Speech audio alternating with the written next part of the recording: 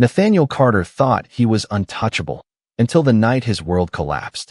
Sailing away with his mistress, he turned on the TV, only to see his wife publicly donating his yacht.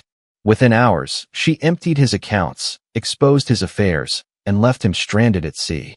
Now, she owns everything. The warm evening breeze carried the scent of salt water through the air, a gentle contrast to the ice-cold scotch in Nathaniel Carter's hand. He leaned against the railing of his yacht, gazing at the vast stretch of ocean before him. A smirk played at the corner of his lips. This was his world, his domain. Out here, far from the city, far from expectations, he was free. He had crafted an empire on wealth and influence, on the illusion that he was untouchable. Tonight was just another night where he proved that truth to himself. A soft rustle behind him made him turn. Isabel, his mistress, stepped out onto the deck, draped in a silk robe that barely clung to her figure. She was young, beautiful, the kind of woman a man like him could collect like fine art. She stretched, her long limbs glistening under the soft glow of the yacht's deck lights, and let out a satisfied sigh. "This is perfect," she murmured, her voice carrying that sultry charm she always wielded like a weapon. Nathaniel chuckled. "Of course it is. I planned it, didn't I?" He raised his glass to his lips, taking a slow sip, feeling the burn of the liquor slide down his throat. The world was exactly as he wanted it, luxurious, indulgent, and under his control. The yacht swayed gently with the tide, cutting through the open sea like a king's chariot. Inside, an expensive bottle of champagne chilled in a silver ice bucket, a lavish dinner spread untouched on a mahogany table. This was how he lived. Excess was not a privilege, but a standard. He was the kind of man who never heard the word no. Not in business, not in bed, and certainly not from the world he owned.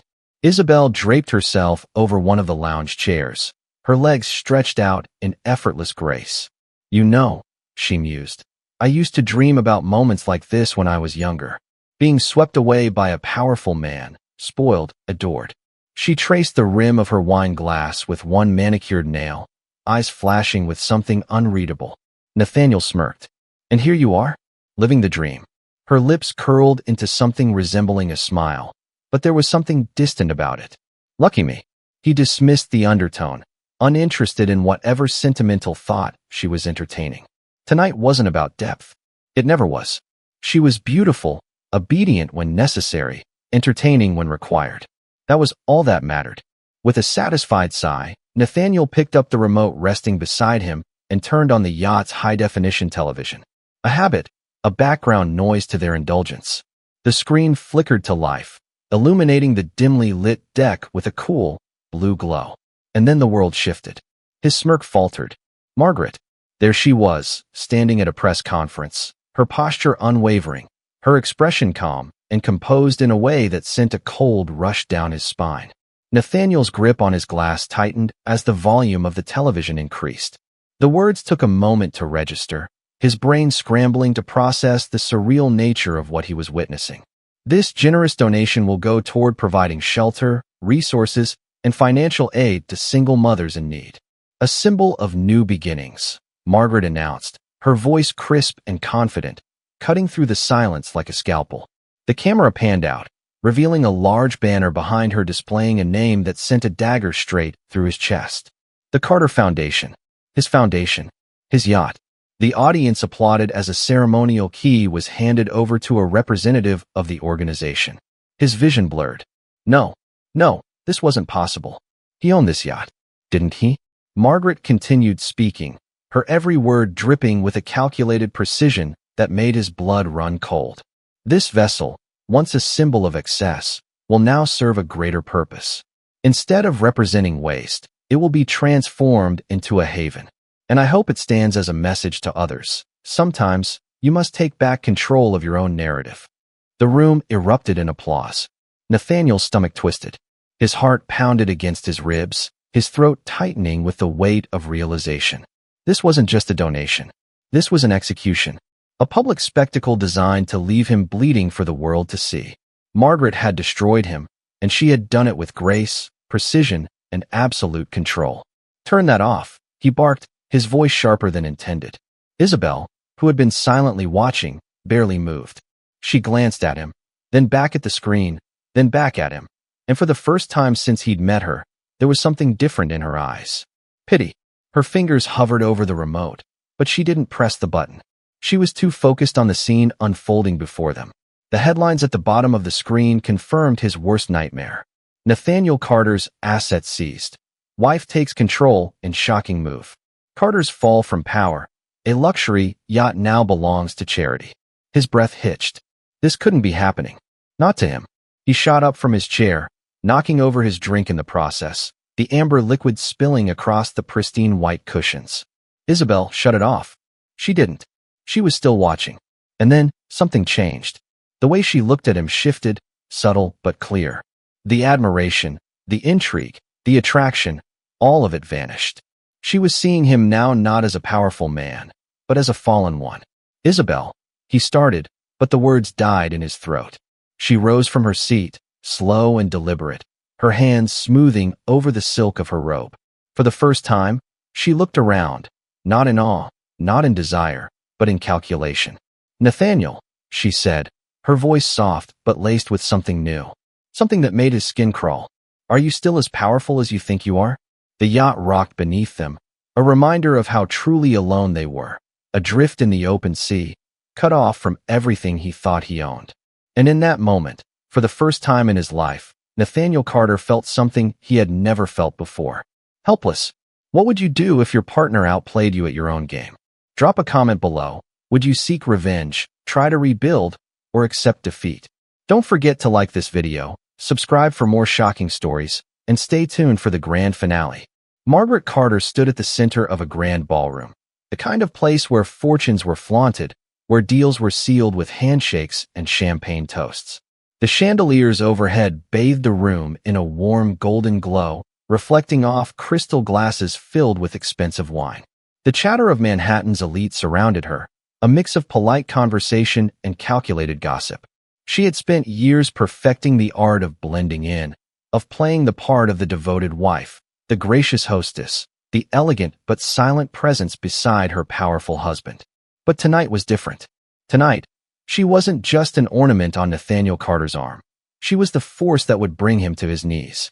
Her hands, steady as ever, held a champagne flute, though she hadn't taken a sip. She didn't need liquid courage. She had waited for this moment far too long, planned every detail with the precision of a master strategist. She had endured the whispers, the veiled pity in the eyes of those who knew of Nathaniel's indiscretions, but said nothing. That was the way of their world. Powerful men strayed, and their wives bore the humiliation with grace. Margaret had done that. Until now. A hush began to ripple through the crowd, subtle at first, then growing as attention turned toward the stage. The evening's host, a well-known philanthropist, stepped up to the microphone with a practiced smile, ready to introduce the woman who had just rewritten the rules of the game. Ladies and gentlemen, it is my great honor to introduce a woman whose generosity and vision are changing lives. Someone who has taken what was once a symbol of extravagance and turned it into something far greater. Please welcome Mrs. Margaret Carter. The applause was polite, as expected, but Margaret didn't care about their approval. She wasn't here to impress them. She was here to deliver a message. She ascended the steps to the stage with the same poise she had always carried. But there was a steeliness in her posture tonight, a quiet defiance in the way she lifted her chin. She stepped up to the microphone, allowing the room to settle before she spoke. Good evening, she began, her voice even, controlled. For years, I have been fortunate to witness the power of philanthropy, of generosity that truly changes lives. And tonight, I am proud to be part of something that will leave a lasting impact. She paused, letting anticipation build. The journalist positioned at the back of the room leaned forward, sensing that something was coming. As you may know, my husband, Nathaniel Carter, has long been an advocate for progress and opportunity. And in that spirit, I am honored to announce that we have chosen to donate one of our most valuable assets to a cause that truly needs it. The large screen behind her flickered to life, displaying a high-definition image of the Carter yacht. The audience murmured in appreciation. Everyone in the room knew that yacht. It was one of the most extravagant vessels owned by a private citizen, a floating palace of wealth and power. But Margaret wasn't done. She let the murmurs settle before delivering the final blow.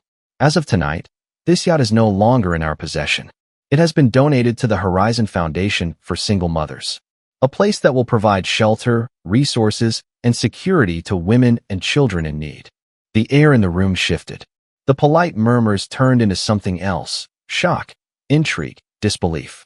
A few guests exchanged glances, trying to mask their reactions, but Margaret saw through them. They were already doing the math, already realizing what this truly meant. Margaret smiled, a soft, knowing curve of her lips. I believe it's time that certain luxuries serve a greater purpose, that we redefine what real wealth means. The applause that followed was thunderous. Journalists pounced. Questions were already being shouted from the back of the room. Mrs. Carter, did Mr. Carter approve of this? Was this a joint decision? Has Mr. Carter responded to this announcement? Margaret tilted her head, considering. Then, with the kind of elegance that only comes from knowing you've won, she answered precisely how she intended to. I certainly hope he's watching. The room erupted. The sound of cameras clicking, of reporters scrambling for their phones, of hushed whispers trying to piece together what they had just witnessed. Margaret Carter had just publicly stripped Nathaniel Carter of one of his greatest symbols of power, and she had done it with grace, poise, and absolute dominance. She stepped off the stage, unfazed by the chaos she had just ignited. Her job here was done. As she walked toward the exit, her assistant, Olivia, hurried beside her, her phone practically glued to her hand. Ma'am, the media is already all over this. CNBC is calling it the Carter power shift. The Post is saying you. She hesitated, glancing up at Margaret before finishing. That you just declared war. Margaret didn't stop walking. Then they finally understand. Her car was waiting outside, the Blacktown car sleek and silent, just as she had ordered. As she slipped inside, her phone buzzed. Nathaniel. She let it ring. She could picture him now, on his precious yacht, watching this unfold in real time. He would be furious, shouting, demanding answers, demanding control. But there was no control left for him to have. She had seen to that. Margaret took a slow breath, staring out at the city lights as the car pulled away. The accounts had already been transferred. The assets had been moved, secured, beyond his reach. The lawyers were prepared. By the time Nathaniel could react, it would be too late. For the first time in years, Margaret Carter felt something she had long forgotten. Freedom. Isabel Lancaster had always been careful about the men she entertained. She knew how to play the game, knew which strings to pull, which smiles to offer, and when to step away before things turned sour. It was a delicate balance, one she had mastered over the years. But tonight, something had shifted. She sat stiffly on the edge of the luxurious leather couch in the yacht's main lounge, her gaze fixed on the massive flat-screen television mounted to the wall. The news anchor's voice filled the room, crisp and merciless as she recounted the scandal in real time. Margaret Carter, wife of billionaire Nathaniel Carter, has just announced a stunning donation at tonight's charity gala, one that has left the business world in shock. In an unprecedented move, she has transferred ownership of her husband's prized yacht, the Serafina, to the Horizon Foundation, an organization dedicated to assisting single mothers in need. This revelation comes as reports surface of a potential financial power shift within the Carter estate. Isabel could feel the weight of the words settling into the air, thick and suffocating. She turned her head slowly toward Nathaniel, who stood near the bar, gripping an empty crystal glass so tightly his knuckles had turned white. She had never seen him like this before. Nathaniel Carter was always composed, always in control. He was the kind of man who walked into a room and made people adjust themselves to accommodate him. Wealth, power, confidence, it exuded from him in every movement, in every carefully calculated smirk. But that man wasn't here right now. This man, this cornered animal standing before her, looked shaken, his jaw locked, his posture rigid. He was losing, and Isabel suddenly felt something she hadn't expected. Doubt. Up until now, she had believed she was making the right choice by aligning herself with him. He was powerful, well-connected, someone who could elevate her. She had never been the naive girl who fell for empty promises. She had seen enough men destroy themselves over greed and arrogance. But this was something else. Nathaniel, she said carefully, her voice softer than usual, testing the waters. What the hell is going on? He didn't answer immediately. Instead, he slammed the empty glass onto the counter with enough force to make Isabel flinch. He pressed both palms against the surface, bowing his head for a moment as if trying to compose himself, but the tension in his shoulders gave him away. She waited. When he finally spoke, his voice was raw, seething with barely contained fury. "She set me up," he ground out, his breathing heavy. "Margaret planned this. She took everything." Isabel swallowed, her throat suddenly dry. Took everything? That didn't make sense. Men like Nathaniel didn't lose. They manipulated, they threatened, they used money to silence their problems. This wasn't how the story was supposed to go. She glanced back at the screen.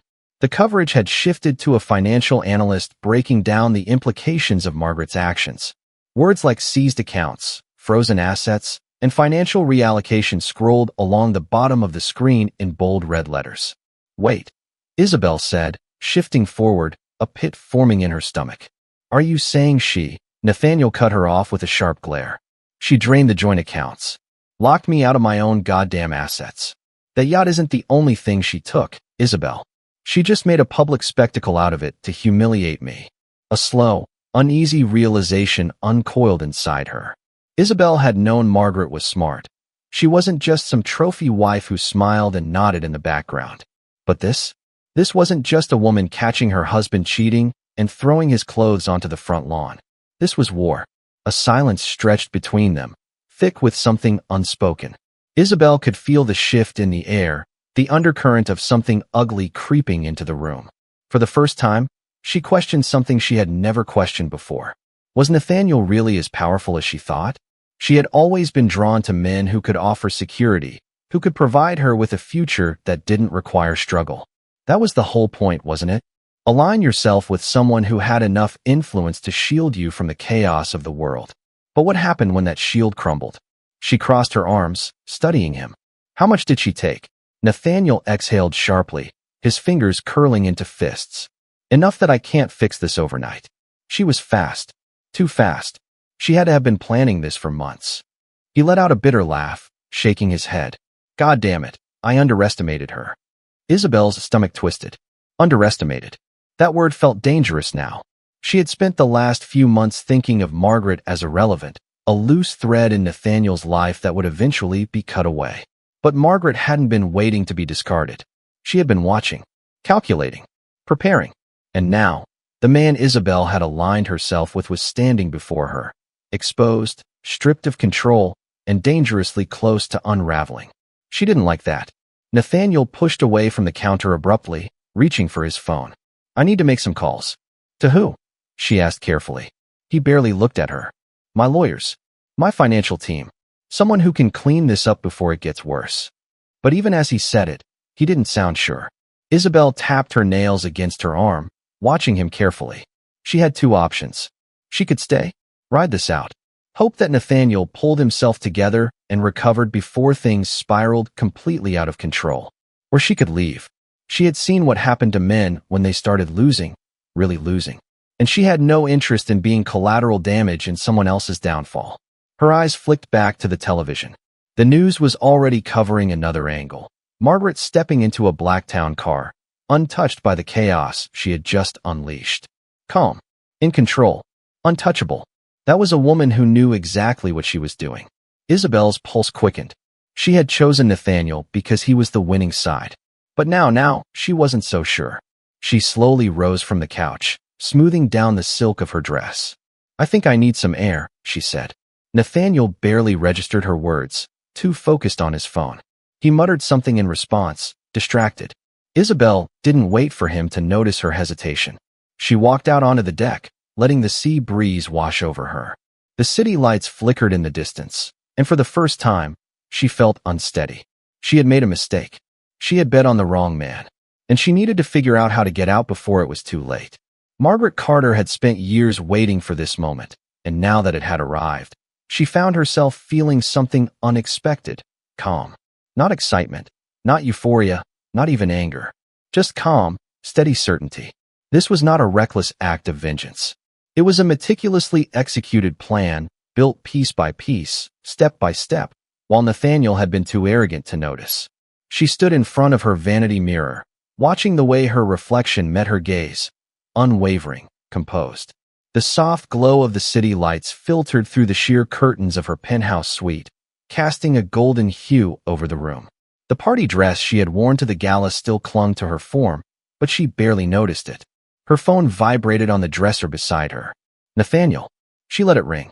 It had been ringing nonstop since the moment the news broke. First, the calls were every 5 minutes. Then every 3. Now, it was back to back, his desperation bleeding through the screen. Good. She had waited for this.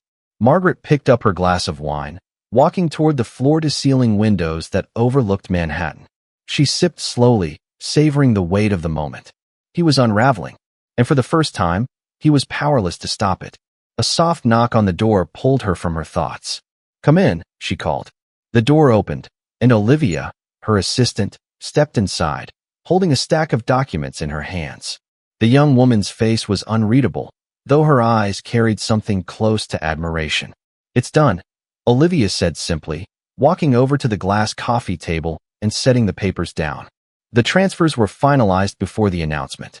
Every joint account has been emptied, and the legal team confirmed that Nathaniel has been removed from all assets under your name.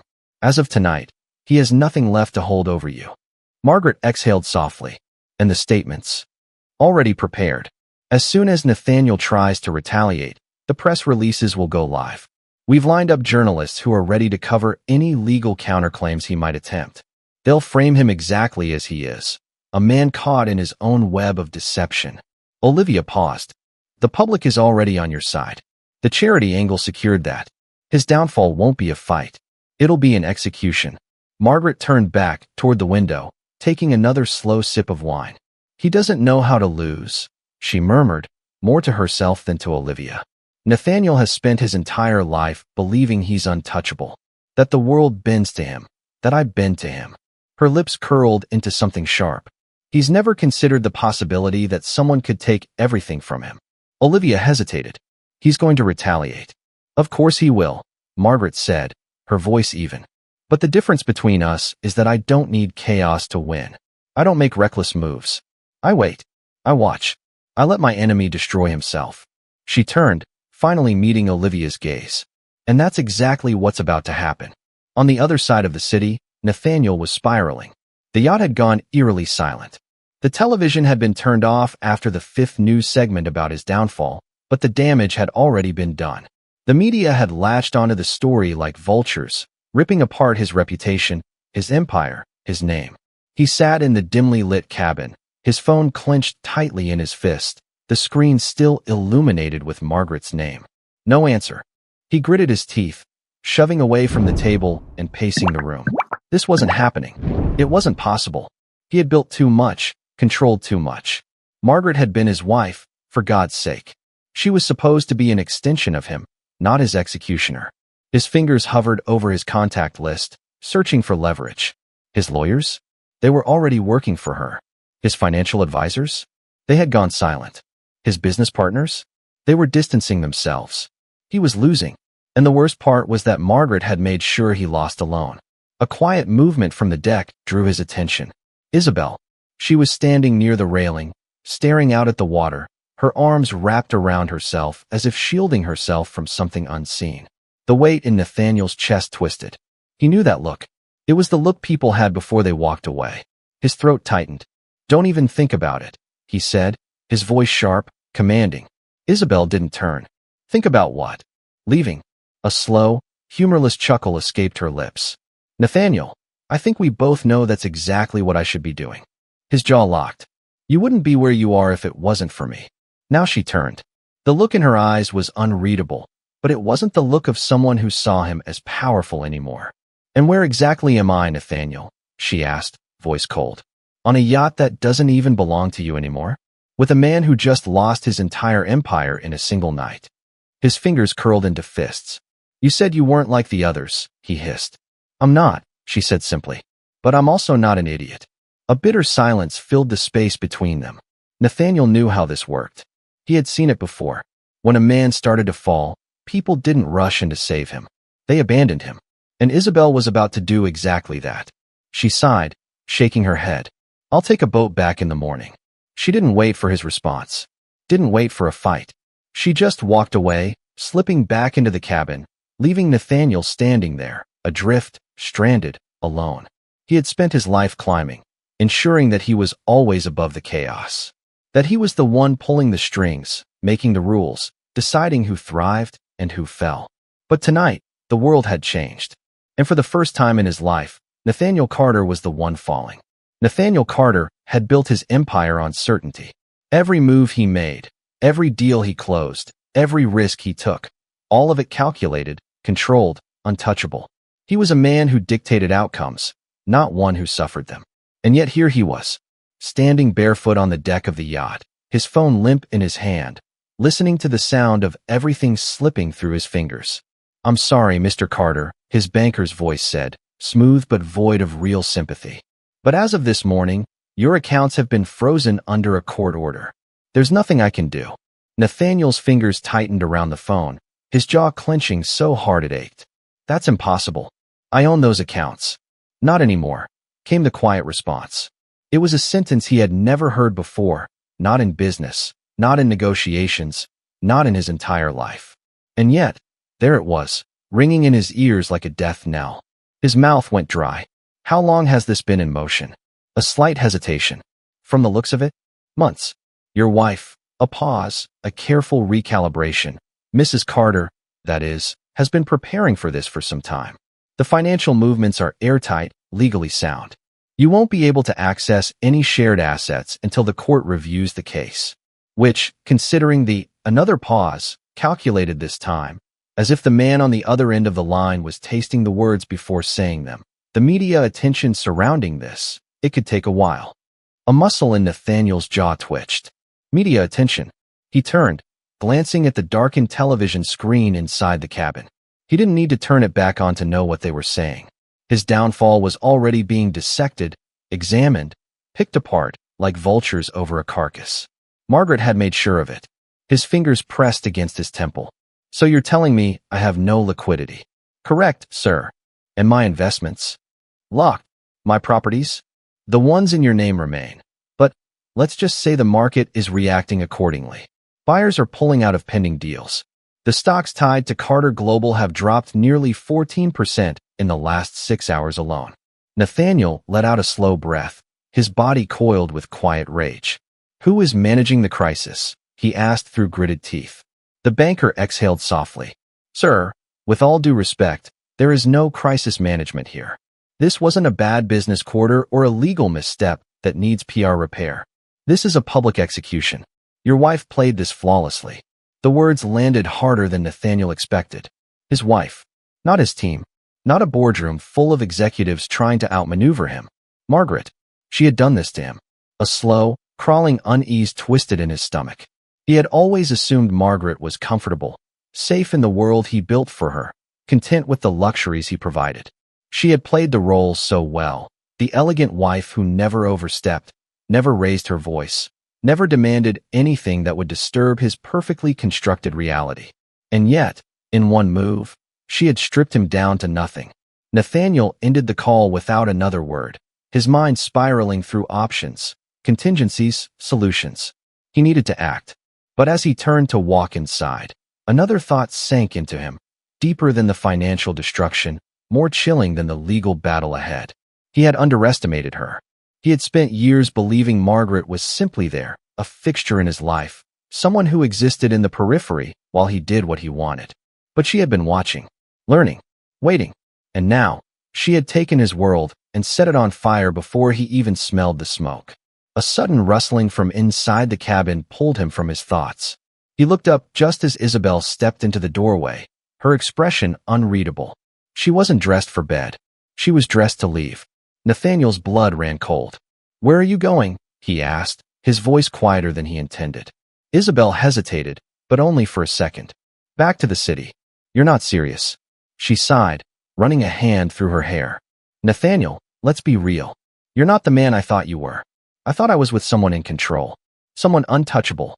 But now I'm sitting on a yacht that doesn't belong to you, listening to news anchors talk about how you're finished." He felt the sharp sting of her words, but it was nothing compared to the sheer audacity of her turning on him now. You were happy enough when the money was flowing. He snapped, stepping toward her. She didn't move, didn't even flinch, just stared at him with something close to pity. That's the thing, Nathaniel, she said, voice soft. I don't mind money. I don't mind power. But I do mind being with a man who doesn't have either. The sentence was a blade straight through his pride. His hands curled into fists. You're making a mistake. Isabel's lips quirked, a half-smile that lacked any warmth. Maybe, she admitted. Or maybe I'm just getting out before you drag me down with you. She turned, grabbing her overnight bag from the couch, slinging it over her shoulder without looking back. I'll take the smaller boat. You'll want to figure out your next move, Nathaniel. And with that, she was gone. He stood there, watching the door close, his body stiff with something he didn't want to name. Not anger, not even betrayal. Something worse. Loss. Nathaniel had spent years believing that everything was replaceable. Money, women, loyalty. He had crafted his life around that belief. And yet, in the span of a single night, Margaret had proved him wrong. She had burned his empire to the ground. And now, as he stood in the center of his greatest failure, watching the woman he had abandoned his marriage for walk away without a second thought, he felt something he had never allowed himself to feel before. Not just anger, not just disbelief, fear. Because for the first time in his life, Nathaniel Carter didn't know what to do next. Nathaniel Carter had always known that people were loyal only as long as it benefited them. It was a rule he had lived by, thrived on. He never expected loyalty from business partners, from associates, from the men who toasted to his success at extravagant parties. That was the world he operated in, cutthroat, transactional, and temporary. But somehow, deep down, he had believed Isabel would be different. Perhaps not in the foolish, romantic way other men clung to illusions of devotion. No, he had never deluded himself into thinking she loved him. But he had thought she understood him, understood the game. He had assumed, naively, that she would stay because she was smart enough to know she was better off with him than without him. Now, as he watched her stand at the edge of the yacht, looking toward the distant Manhattan skyline with the kind of quiet resolve that set his teeth on edge, he realized he had been wrong. She was leaving. His body tensed as he took a slow step toward her, hands in his pockets, voice steady despite the storm in his chest. You've been quiet, he said, his words measured, testing the waters. Isabel glanced at him over her shoulder, her face unreadable. I'm thinking, she murmured. About. A pause. Then she turned fully to face him, her expression softer than he expected. About what happens next. Nathaniel's stomach twisted, but he kept his stance casual. For us. For me. The words cut more than they should have. He hated how easily she said them, how little hesitation there was. She wasn't considering them, wasn't weighing her options as if there were still a choice to be made. She had already decided. His jaw tightened as he stepped closer, his gaze locking onto hers. You don't need to leave, he said carefully. A flicker of something, maybe pity, maybe amusement, passed through her eyes. I think I do. You're making a mistake. She exhaled, running a hand through her hair, shaking her head slightly. Nathaniel, you don't get it. This isn't about you convincing me to stay. It's about me realizing I never should have been here in the first place. His fingers twitched at his sides. You didn't seem to have a problem with it when you were drinking my champagne and wearing the jewelry I bought you. Something in her expression hardened.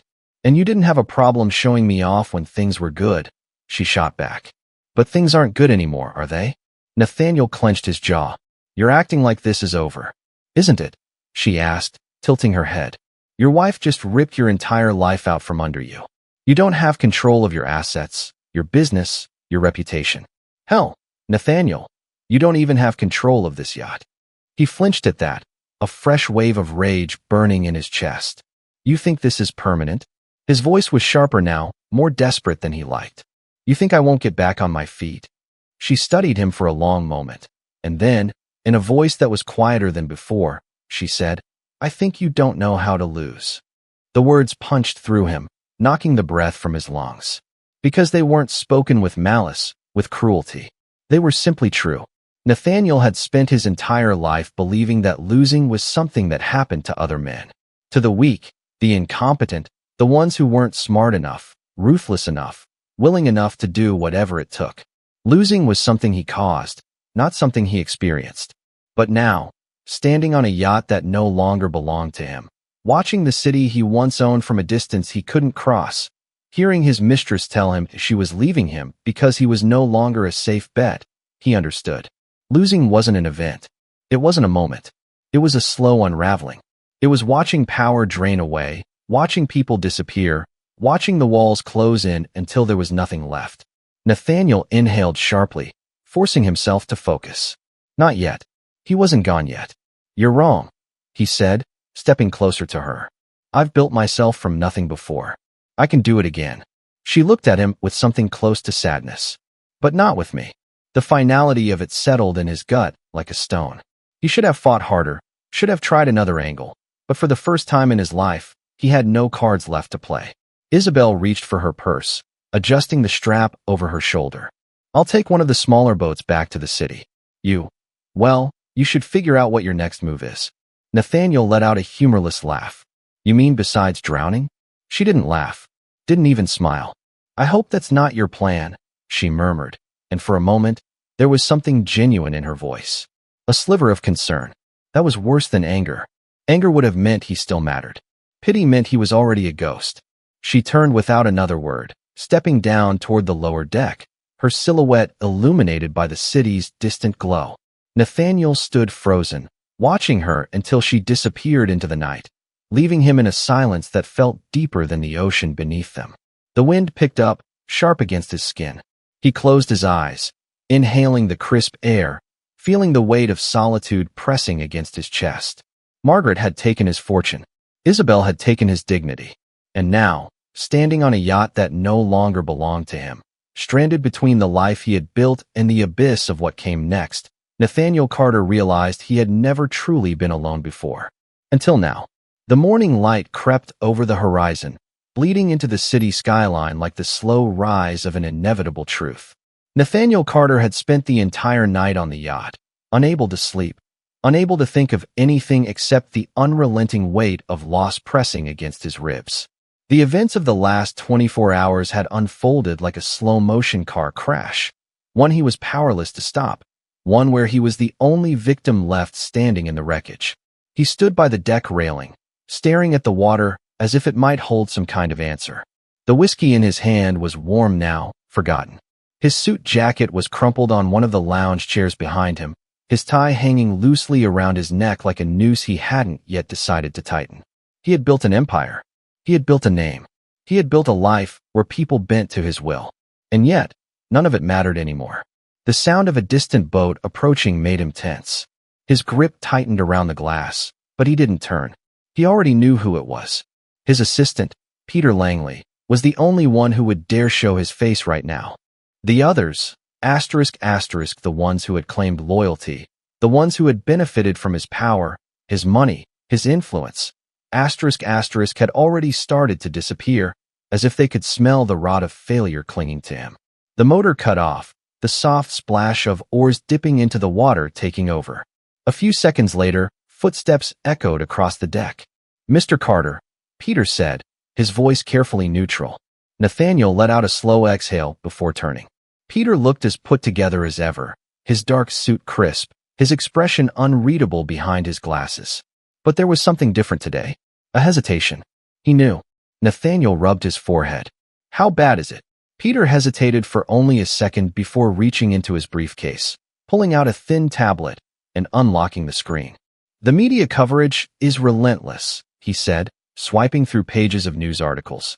Every major outlet has picked up the story. CNN, Bloomberg, The Wall Street Journal. Even the gossip sites are running pieces on it. It's everywhere. Nathaniel took the tablet, scanning the headlines. His stomach clenched. Nathaniel Carter's empire crumbles as wife seizes control in stunning power move, the Carter scandal. How one woman outsmarted a billionaire, Nathaniel Carter. From mogul to cautionary tale, his grip tightened around the edges of the device. The words blurred together, but the message was clear. He wasn't a businessman anymore. He was a spectacle. Peter continued, his voice as even as ever. Your stock value has plummeted. Carter Global lost nearly 20% overnight. Investors are pulling out. Board members are meeting without you. There are rumors that they're considering pushing you out completely. Nathaniel let out a short, humorless laugh. Of course they are. It gets worse, Peter said, swiping again. Margaret is winning the public narrative. The charity donation wasn't just about embarrassing you. It gave her a moral high ground. She's being called an icon of female empowerment. There's already a movement online celebrating her. Hashtags, interviews, support from influential figures. The press isn't just covering this as a scandal anymore, Nathaniel. They're making her a hero. Nathaniel barely heard him. He was still staring at the headlines, still absorbing the sheer brutality of what Margaret had done. She hadn't just taken his money. She hadn't just ruined his business. She had done something far worse. She had made sure the world would never respect him again. There was no coming back from this. No carefully worded statement. No strategic counterplay that could undo the way people saw him now.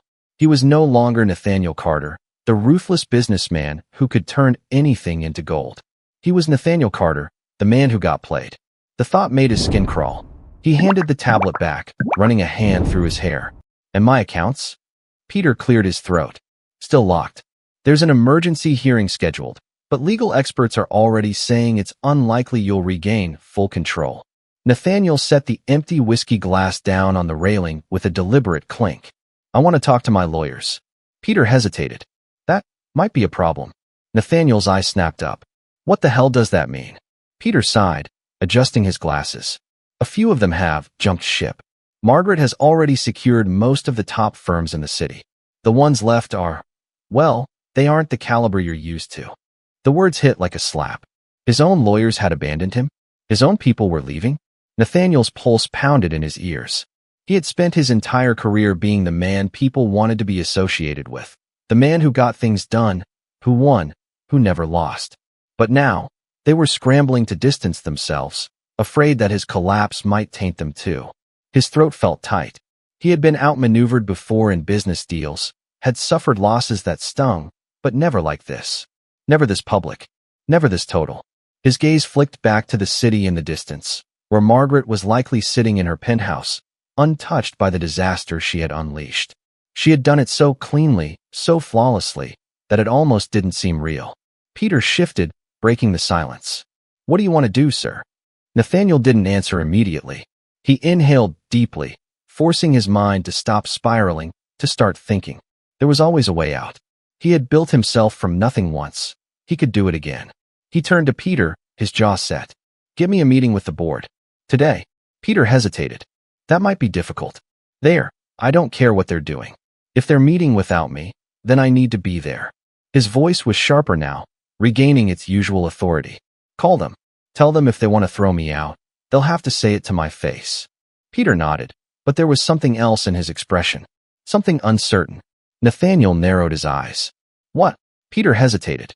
Then, finally, he said, some of them might think it would be better if you stepped down voluntarily.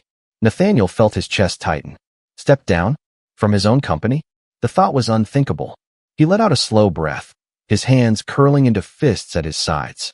That's not happening. Peter nodded, adjusting his tie. I'll make the calls. As the assistant walked away, Nathaniel turned back toward the skyline, his jaw clenched, his mind racing. Margaret had won this round. She had taken everything he thought made him powerful. But he wasn't going down that easily. Not yet. Nathaniel Carter had spent his life owning the world. Every room he walked into, he commanded. Every deal he negotiated, he won. Every person he surrounded himself with, he controlled.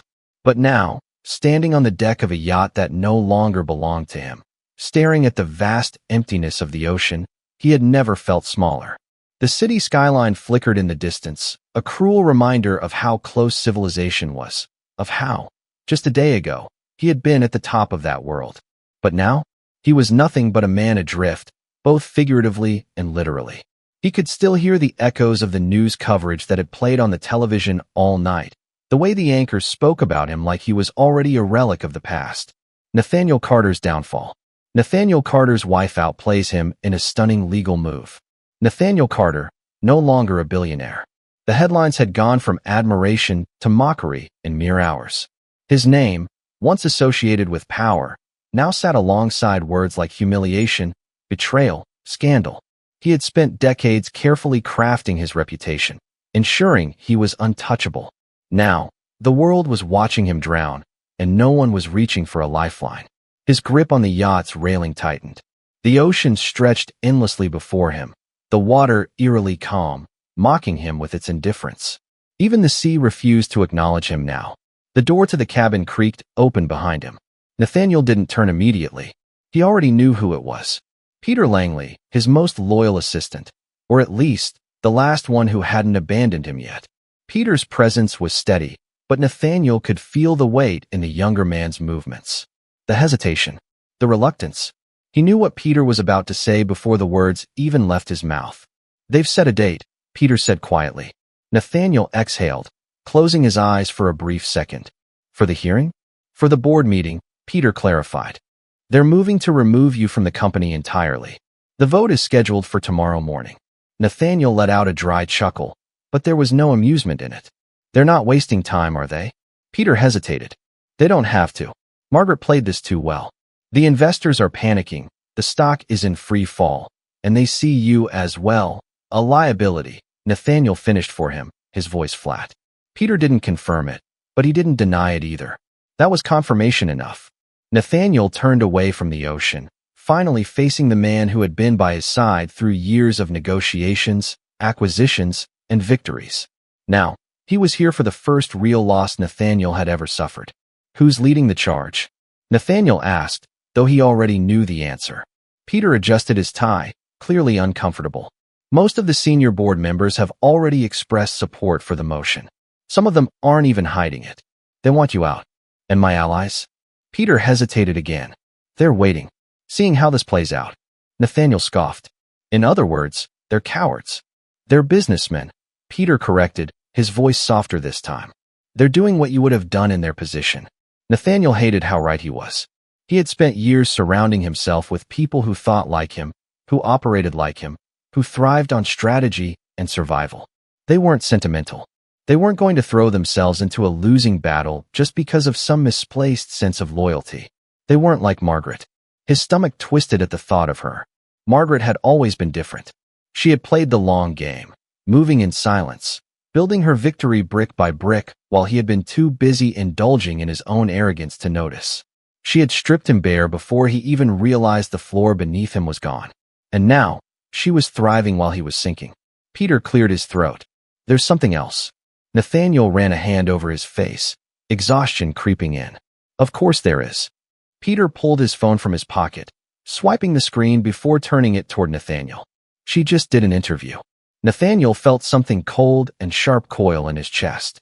The screen lit up with Margaret's image, calm, poised, effortlessly composed. She was sitting across from a well-known news anchor, the lighting soft, casting her in a glow that made her seem even more untouchable than before. The headline below her name read, "Margaret Carter breaks her silence. The truth about taking back control." Nathaniel swallowed back the bile rising in his throat. Peter tapped the screen, and Margaret's voice filled the air. "I made a choice," she was saying, her tone smooth, practiced. "For years, I lived in the shadow of a man who believed he was untouchable. But no one is truly untouchable. And I think it's important for women, for anyone, to know that they are never powerless. There is always a way to reclaim your life, your dignity, your future." Nathaniel's fingers twitched at his sides. The audience on the screen erupted into applause. Peter let the video play a few seconds longer before locking the phone and slipping it back into his pocket. This is what people are seeing. This is how they're framing her. Nathaniel turned away, gripping the railing again. His nails dug into the polished wood. Margaret wasn't just winning. She was rewriting the entire story. And the world was eating it up. His downfall wasn't just financial anymore. It wasn't just a business scandal. It was a movement. Margaret had just turned herself into a goddamn symbol. Nathaniel exhaled sharply, forcing himself to think. There had to be a way out of this. He had clawed his way to the top before. He had built his empire from nothing. He had survived ruthless negotiations, government scrutiny, even lawsuits that should have buried him. But this was something different. This wasn't just losing. This was being erased. A slow, creeping realization settled over him. Maybe this wasn't something he could fix. Maybe, for the first time in his life, he had already lost. Nathaniel Carter had spent his life believing that power was permanent, that control was absolute, that he was untouchable. Margaret had just proved him wrong. Nathaniel Carter had spent the last 48 hours locked in an endless loop of phone calls, strategy meetings, and desperate calculations, trying to find a way out of the abyss Margaret had thrown him into. He had barely slept, barely eaten, barely registered the passage of time. Every time he thought he had grasped some semblance of control, something new would knock him back down. A fresh headline, a legal blow, another betrayal. Now, sitting in the dimly lit conference room of a private law firm, not one of his usual, powerful firms, but one of the few still willing to take his calls, Nathaniel felt something foreign creeping into his chest. Doubt. The two lawyers across the table exchanged cautious glances, clearly reluctant to be the ones to break the news to him. The older of the two, a man named Warren Blackwell, cleared his throat. "Mr. Carter," he began carefully, "we've reviewed the filings and spoken with our contacts in the financial sector. I won't sugarcoat it. You're in a precarious position." Nathaniel ran a hand through his hair, jaw tightening. "Define precarious." Blackwell hesitated before continuing. Margaret acted swiftly. She filed an extensive preemptive financial injunction before the public announcement, which means the court will view her actions as measured and strategic rather than impulsive. She has documented records showing years of financial mismanagement. Her legal team has painted you as reckless, unfaithful, and neglectful of your shared assets. Nathaniel scoffed. "I built those assets."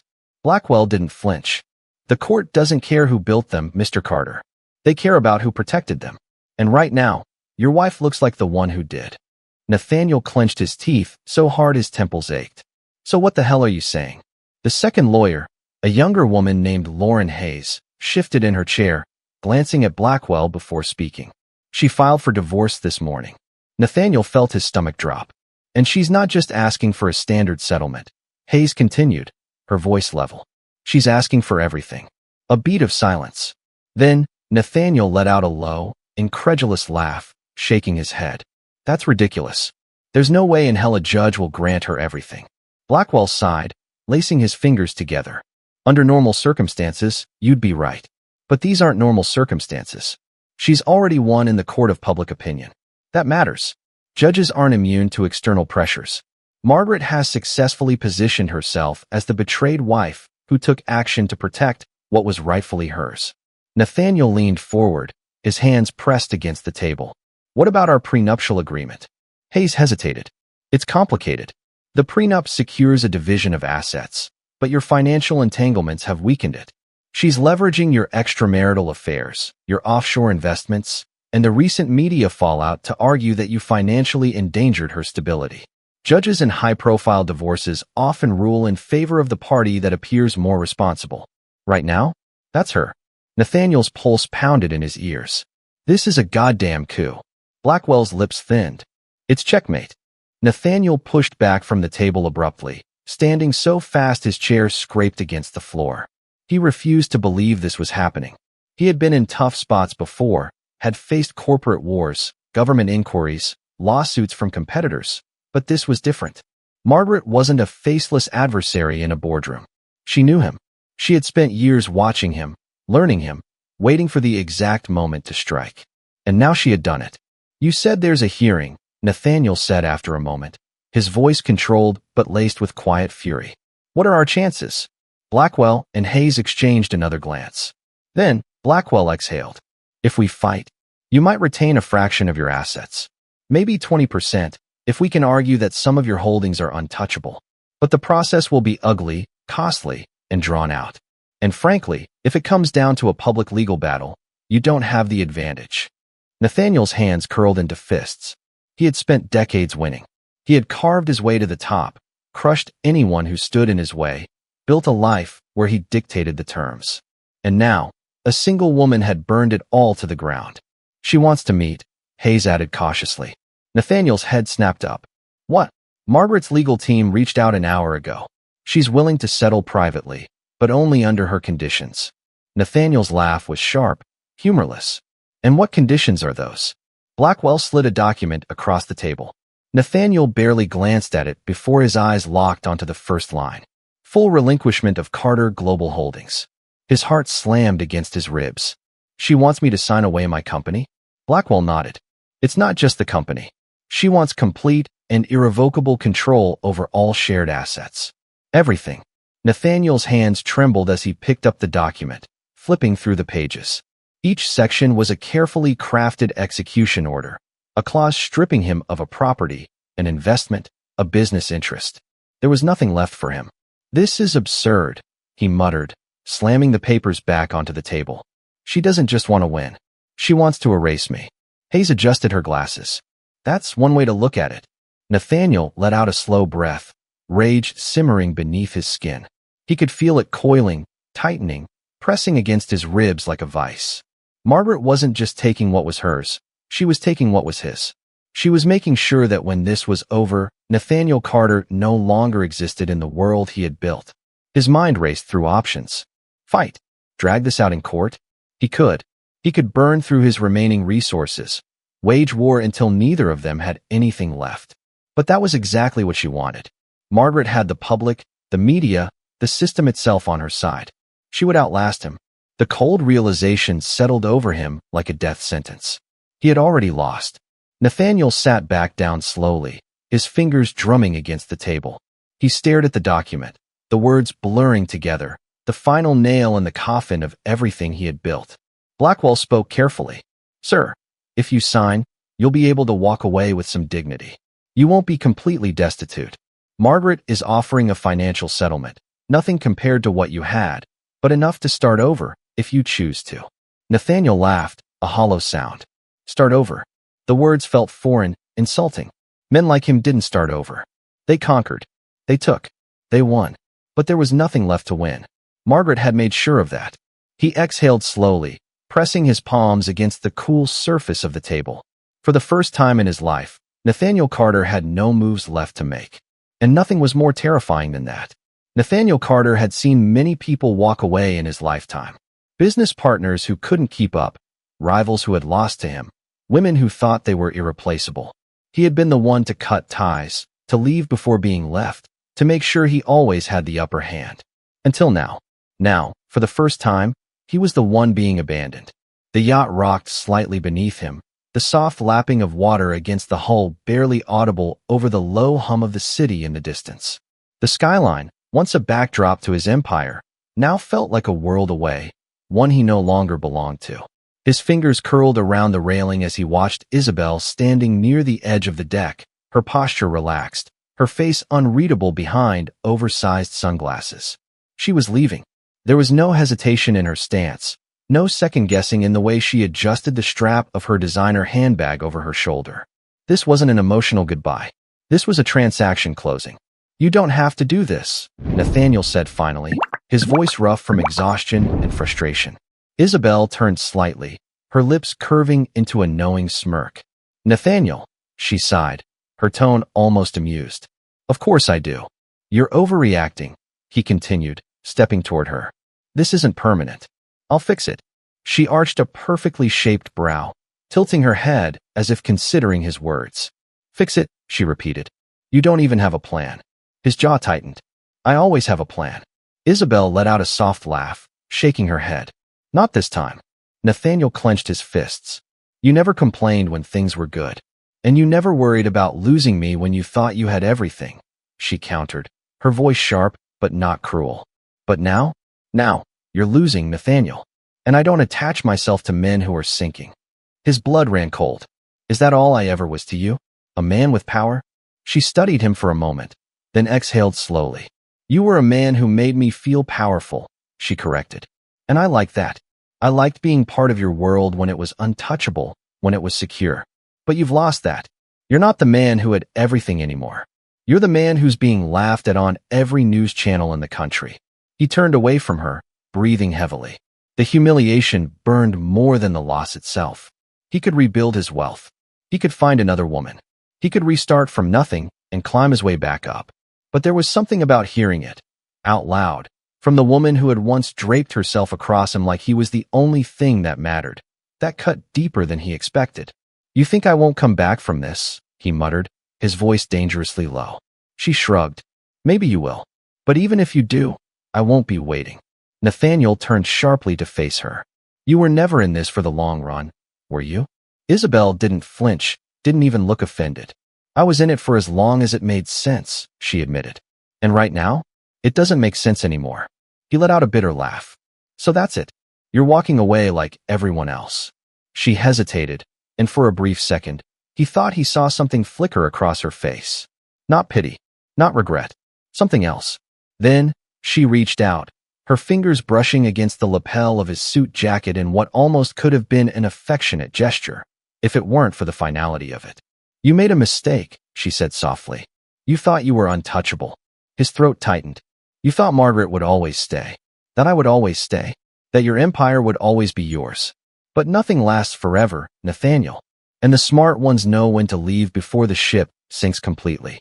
She stepped back, her heels clicking softly against the polished wood of the deck. I'll take one of the smaller boats back to the city, she said, adjusting the collar of her coat. You should probably start thinking about what comes next. Nathaniel didn't answer. He didn't even look at her. He just stood there, staring out at the water, his entire body tense with an emotion he couldn't name. Something heavier than anger, colder than regret. For the first time, he wasn't in control. And for the first time, he had no one left. The sound of the boat's engine starting broke the silence. He turned his head slightly, just enough to see Isabel climbing down into the sleek, black vessel waiting to take her back to shore. She didn't look back. The boat pulled away smoothly, cutting through the water with ease, heading toward the city skyline that now felt impossibly far away. He watched until she was nothing but a distant silhouette against the glow of Manhattan, and then she was gone. Nathaniel exhaled, long and slow, running a hand down his face. It was strange, this feeling. He had lost money before. He had lost deals. He had walked away from situations that no longer served him. But this wasn't just about losing money or power or women. This was about losing the illusion of invincibility. And he didn't know who he was without it. The yacht rocked slightly beneath him, the waves growing stronger as the wind picked up. He let his head fall back, staring up at the darkening sky, the weight of everything he had ignored for years crashing down on him all at once. He had built an empire with no foundation. And now, he was watching it collapse, brick by brick, with no one left to stand beside him.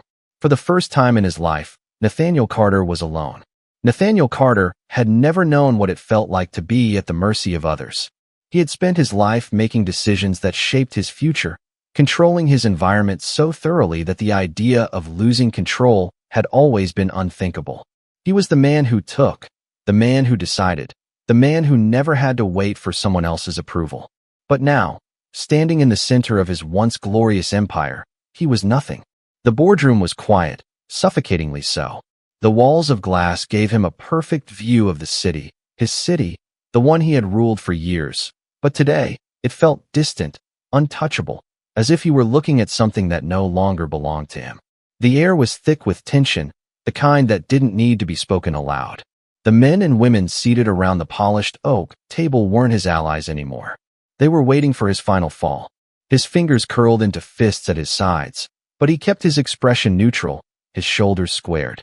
If they were going to take this from him, they wouldn't get the satisfaction of seeing him break. Shall we begin? The voice belonged to Richard Alden, a man Nathaniel had once considered loyal.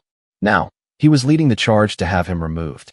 His silver hair was neatly combed, his suit impeccable, but his eyes, calculating, cold, waiting. Nathaniel leaned back in his chair, exhaling slowly. I assume you've already decided how this is going to go. Alden didn't even have the decency to deny it. He simply folded his hands in front of him. We've taken a vote, he said, his tone measured, almost polite. And given the circumstances, the board believes that the best course of action is for you to step down as CEO of Carter Global Holdings. Nathaniel's jaw clenched, but he said nothing. This isn't personal, Alden continued, his voice smooth, rehearsed. The company is in free fall. Stockholders are demanding stability. Investors are hesitant. We need to act swiftly to restore confidence. Nathaniel let out a sharp, humorless laugh. You mean you need to get rid of me before I drag you all down with me? Alden's lips pressed into a thin line, but he didn't argue.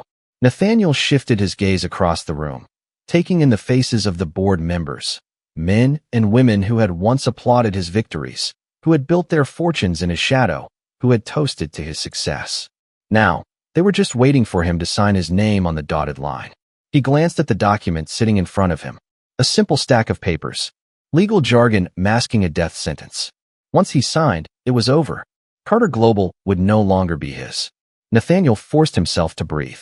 His mind raced through options, through contingencies, but the reality was impossible to ignore. Margaret had left him no way out. She hadn't just taken his assets. She had taken his future. And now, his own people were taking what little remained. Nathaniel's throat felt tight, but he masked it with a smirk, a slow, deliberate movement as he dragged his gaze back to Alden. And if I refuse? Alden sighed, as if Nathaniel were a child refusing to accept reality. Then the board will proceed without your cooperation. A hostile removal.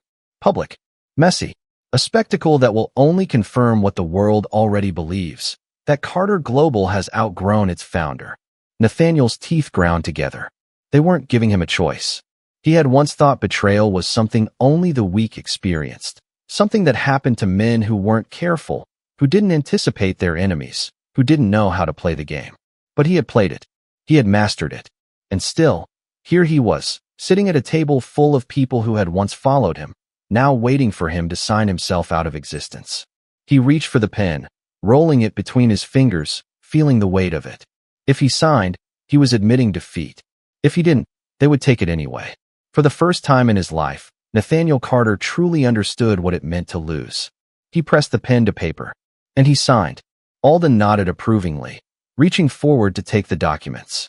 You've made the right decision. Nathaniel gave him a cold, empty smile. Go to hell, Richard. Alden's lips twitched, but he said nothing. He had already won.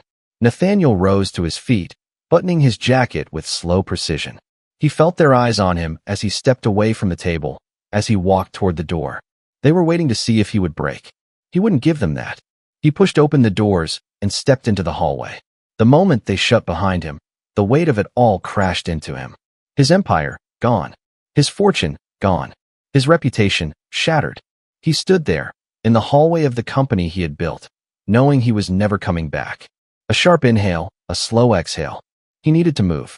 The elevator doors slid open as he approached, but before he could step inside, a familiar figure appeared in the reflection of the polished steel. Margaret. She was waiting for him. Nathaniel turned, his muscles tensing, his mind already bracing for whatever final humiliation she had prepared for him. She was dressed sharply, her posture effortless, her expression unreadable. You did the right thing, she said, her voice calm. Nathaniel let out a short laugh, shaking his head. You came all this way just to gloat. She tilted her head slightly. No, I came to make sure you understood. Understood what? His voice was sharper than he intended, edged with something close to desperation. Margaret stepped closer, her gaze steady. That this isn't just about revenge, Nathaniel. He scoffed. No? Then what is it about? Her eyes met his, unwavering. It's about consequences. The words landed like a punch to the gut. She wasn't angry anymore. She wasn't bitter. She was finished. Nathaniel swallowed, the back of his throat burning. So what now? Margaret studied him for a moment, then exhaled slowly. Now, she repeated. Now, I go on with my life. Nathaniel hated how easily she said it. How effortless it was for her to move forward while he was left standing in the wreckage of what he had once been. The elevator dinged behind him.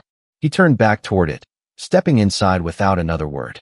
He didn't look at her as the door slid shut. The last thing he saw was the calm certainty in her eyes. And for the first time in his life, Nathaniel Carter had nowhere left to go. The city stretched out before Margaret Carter, glittering under the evening sky, its towering skyscrapers reflecting the golden hues of the sunset. She stood on the balcony of her penthouse, a glass of wine in hand, the cool breeze brushing against her skin. Below, the streets pulsed with life, the hum of traffic and distant sirens creating a rhythm she had once ignored but now found strangely grounding.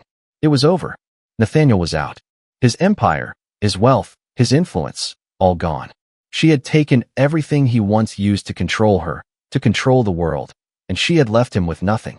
The final nail in his coffin had been hammered in the moment he had signed those papers, relinquishing Carter Global Holdings, the company he had spent his life building, the thing he had valued above everything else, including her. Margaret took a slow sip of her wine, letting the taste settle on her tongue before swallowing. She had imagined this moment for years, had rehearsed the many ways it could play out, had wondered if she would feel vindicated, victorious, satisfied. But now that it was here, she just felt free. No more waking up to an empty bed, wondering where he had been the night before. No more carefully planned charity galas where she had to smile through whispers. No more excuses for why her husband was too busy, too important, too untouchable. No more pretending. She glanced down at her phone resting on the table beside her.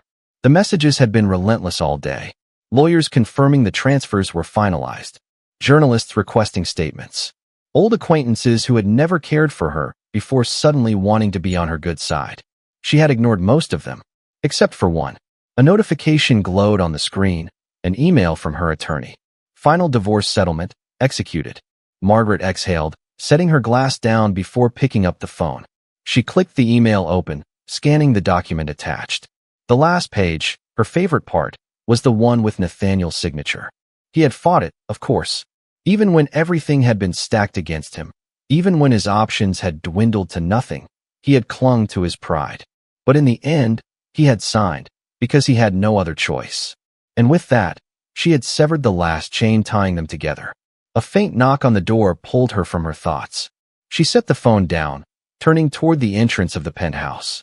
Olivia, her assistant, stepped inside, her expression composed but carrying a flicker of something unreadable. "Everything's finalized," Olivia said, closing the door behind her. "The media is running with the story. They're calling you the woman who took down a king." Margaret smiled faintly. Dramatic, but fitting. "There's one more thing," Olivia continued carefully. "It's about Nathaniel." Margaret arched a brow. "What about him?" Olivia hesitated before stepping forward. "He was seen at the Carter Global offices today. The security cameras caught him standing outside the building for nearly an hour. He never went in, just stood there. Then he left." Margaret felt a strange flicker in her chest. Not pity, not sympathy, just recognition. She could picture him there. Nathaniel Carter, once the most powerful man in that building, now nothing but a ghost lingering at its doorstep. For years, he had ruled over that empire with absolute control, walking through those halls with the confidence of a man who believed he was untouchable. And now, he wasn't even allowed inside. Margaret nodded, more to herself than to Olivia. "He'll come to terms with it eventually." Olivia studied her for a moment, as if searching for any sign of hesitation. "And if he doesn't?" Margaret met her gaze, her voice unwavering.